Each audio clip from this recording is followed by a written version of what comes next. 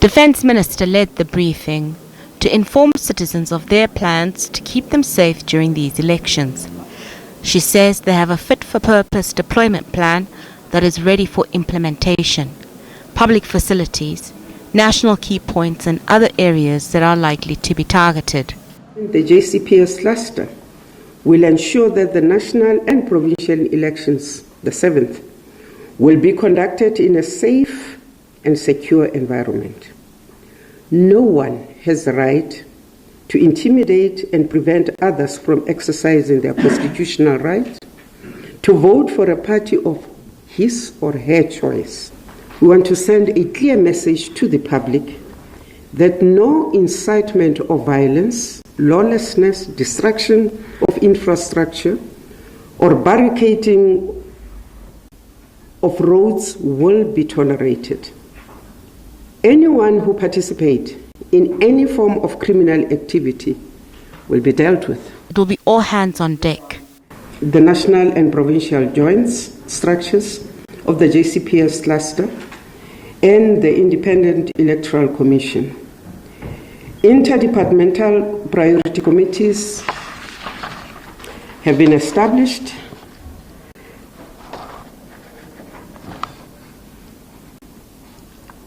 at both the provincial and the national levels to coordinate safety and security planning.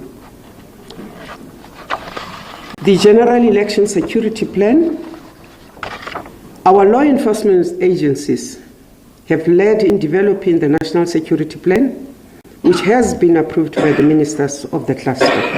Police Minister Becky Cele says they will deploy an adequate number of police officers to hotspot areas and ensure that not just voters but councillors are also protected. The question of the councillors, it's always the worry to the police and general South Africans. You would remember that was a sketch, especially in KZN some other time. And you'll remember that July 2018, a special team was formed to deal with political violence in the province of KZN. That team has expanded its mandate to other provinces, especially in Eastern Cape, Mpumalanga, Limpopo.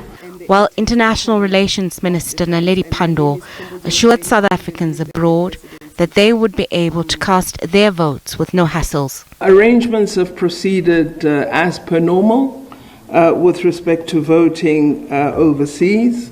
The only challenge at the moment is to get the appeal processed with respect to the decision of the courts on the honorary consuls. As you know, honorary consuls are individual persons that are asked merely to represent South Africa as friends of South Africa. They are not missions of our country. Home Affairs Minister Aaron Motsoaledi has urged all registered voters to make sure they collect their IDs as soon as possible. The issue of collection of IDs, yes, in the past we might have given the impression that it's a crisis because at some stage you find no less than 500,000 or 500,000 IDs uncollected in all Home Affairs offices in the country. And we were very curious because members of parliament has asked lots of questions.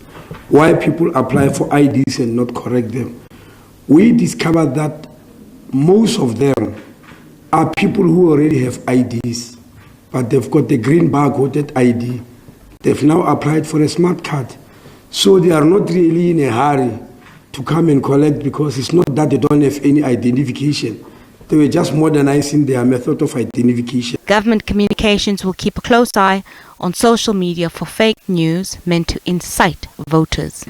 We continue to monitor social media in terms of the things that are not allowed in terms of our law, but also to pick up fake and misinformation so that it can be communicated that information is fake and and it's incorrect or inaccurate.